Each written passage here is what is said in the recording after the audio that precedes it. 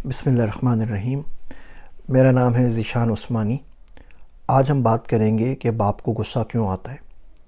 ہمارے معاشرے کے اندر باپ کی عمر اور غصہ جو ہے وہ directly proportional to each other ہے۔ جتنی زیادہ عمر ہوتی ہے، جتنے بڈھے ہوتے جاتے ہیں، اتنا غصہ بڑھتا رہتا ہے، اور اولاد بڑی تنگ آ جاتی ہے، بیگم بھی تنگ آ جاتی ہے کہ ان کو غصہ تو ان کی ناک پہ سوار رہتا ہے، ہر وقت غصہ آتا رہتا ہے۔ میں نے بہت سے لوگوں سے بات کی، بہت کچھ پڑھا، بہت سوچا اس کے بارے میں، اپنے دوست عبداللہ سے ڈسکس کیا، تو 3 وجوہات پتہ لگیں جس کی وجہ سے ہمارے معاشرے میں باپ کو غصہ آتا ہے۔ ہم اس کے اوپر بات کرتے ہیں اور دیکھیں کہ کس طریقے سے ان مسائل کو ہم اپنے والدین کے لیے حل کر سکتے ہیں، اپنے باپ کے لیے حل کر سکتے ہیں۔ پہلا غصہ آنے کی سب سے بڑی وجہ ہوتی ہے پیسہ۔ جب وہ پیسے کا ضیاع دیکھتا ہے، جب دیکھتا ہے کہ پیسہ بے دردی سے لٹایا جا رہا ہے اور وہ کتنی محنت سے پیسہ بناتا ہے، جب تک پیسہ ہوتا ہے وہ چلتا رہتا ہے۔ کوئی حالات خراب ہوئے، کوئی جاب چلی گئی، کوئی پیسے کم ہو گئے اور پیسہ اسی سپیڈ میں جا رہا ہوتا ہے تو اسے غصہ آتا ہے۔ بچے رات کو لائٹ جلا دیتے ہیں کہ رات کو لائٹ اگر جل رہی ہوگی گھر کے باہر تو گھر خوبصورت نظر آئے گا۔ باپ سوچتا ہے بل مجھے پے کرنا ہے، بجلی کا بہت زیادہ بل آ گیا ہے، پہلی بات تو رات کو لائٹ جلانی نہیں چاہیے، اگر جلا دیں تو صبح فجر کے بعد بند ہو جائے۔ لیکن کیونکہ اولاد 12 بجے سو کے اٹھے گی تو 12 بجے تک سارے کے ساری لائٹیں جل رہی ہوں گی، باپ جب دیکھے گا اس کو کٹتا رہے گا۔ آپ سو گئے، ٹی وی چل رہا ہے، آپ سو گئے، اے سی چلتا چھوڑ دیا ہے، اب روم سے باہر چلے گئے، روم میں اے سی چل رہا ہے، جتنے گھر میں روم ہیں اتنے اے سی چل رہے ہیں، 2 3 فریج چل رہے ہیں، باپ ان تمام چیزوں کو دیکھ کے کٹتا رہے گا۔ جہاں بھی پیسہ ضائع ہوگا، آپ کو کھانا 2 بندوں کا منگوانا ہے، آپ نے کھانا 10 بندوں کا منگوا لیا، 8 بندوں کا کھانا آپ نے کچرے میں پھینک دیا، باپ کٹتا رہے گا۔ جو جوڑا 500 میں آنا تھا آپ نے اس کے بدلے 5000 کا لے لیا، پھر بھی پہنا نہیں اس کو، باپ کٹتا رہے گا۔ وہ ایک جگہ کے اوپر میرا دوست عبداللہ بیٹھا ہوا تھا، تو بیوی بچے بیٹھے ہوئے تھے، کسی نے پوچھا کہ واٹ یو گاٹ، ڈیوائسز کی بات ہو رہی تھی، تو بیگم نے بولا جی سیمسنگ الٹرا 22، تو ایک بیٹے نے بولا جی آئی فون 13 یا 14 جو بھی تھا اس وقت، ایک نے بولا فلاں اینڈرائڈ فون ہے، ایک نے بولا جی میرے پاس آئی پیڈ اور کچھ ہے، اس سے پوچھا تو اس نے بولا آئی پیڈ، یعنی کہ میں نے پیسے دیے ہیں، اور سب سے گھٹیا فون غریب اسی کے پاس تھا۔ تو جو پیسہ ہے یہ باپ کی سب سے بڑی وجہ بنتا ہے پریشانی کی، جس کی وجہ سے اس میں فرسٹریشن آتی ہے، چڑچڑاپن آتا ہے اور غصہ آتا ہے جب وہ دیکھتا ہے کہ میں جو محنت سے پیسہ کما رہا ہوں اس کا صحیح استعمال نہیں ہو رہا۔ دوسرا باپ کی غصہ آنے کی وجہ جو ہوتی ہے اسپیشلی اولادوں سے، وہ ہوتی ہے لاپرواہی۔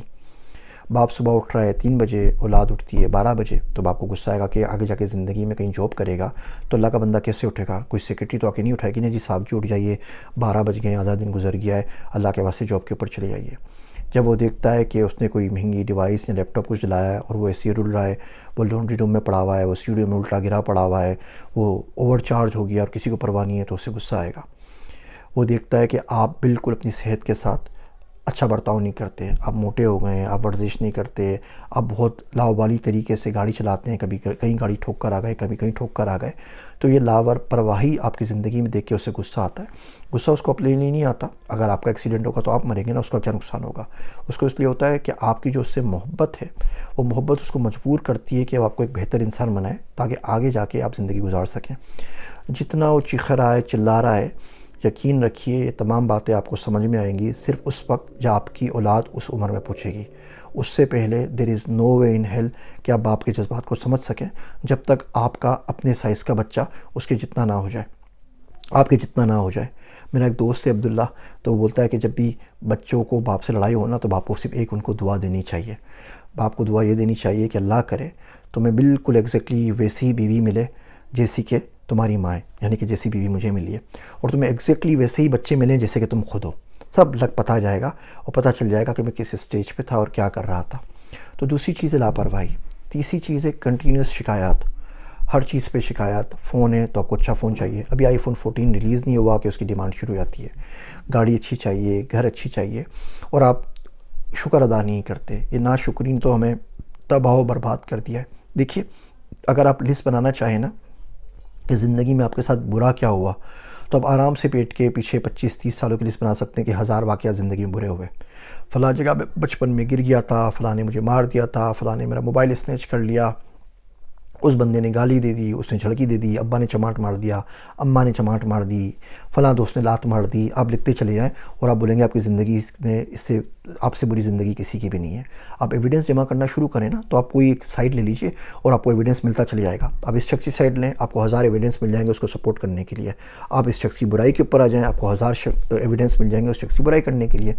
اسی طریقے سے اگر آپ شکر کی لسٹ بنانے لگیں تو بھی آپ کی کاپی بھر جائے گی۔ آپ بولے اللہ پاک نے آپ کو کھانا دیا، اللہ پاک نے آپ کو زبان دی، اللہ پاک نے آپ کو بہت کرم کیا۔ اب ساری کی ساری آپ لسٹ بنا لیجئے کہ کہاں کہاں بہت سے لوگوں کو بہت ساری چیزیں نہیں ملی، آپ کو مل گئیں۔ آپ کو انٹرنیشنل ٹریول ہو گیا، آپ کو ایجوکیشن مل گئی، آپ کو صحت مل گئی، فرسٹ پلیس میں آپ کو ماں باپ مل گئے۔ یہ بھی تو ہوتا ہے نا، آپ یتیم پیدا ہوتے تو پھر آپ کیا کرتے کہ آپ کے پیدا ہونے سے پہلے آپ کا باپ کا انتقال ہو چکا ہوتا، یا آپ کے بچپن میں آپ کا ماں کا انتقال ہو جاتا، پھر کیا کرتے؟ پھر تو سب کچھ خود ہی کرنا تھا نا، بہن بھائیوں کی ذمہ داریاں بھی اٹھانی تھیں۔ تو اب شکر کی لسٹ بناتے جائیں تو بھی آپ کی کاپی بھر جائے گی۔ ہمیں کرنا یہ چاہیے جو زندگی میں برے واقعات ہوئے، کوئی مشکلات آئیں، کچھ اچھا برا ہو گیا، اس کو بھول جانا چاہیے، اچھے واقعات کو یاد رکھنا چاہیے اور شکر ادا کرتے رہنا چاہیے۔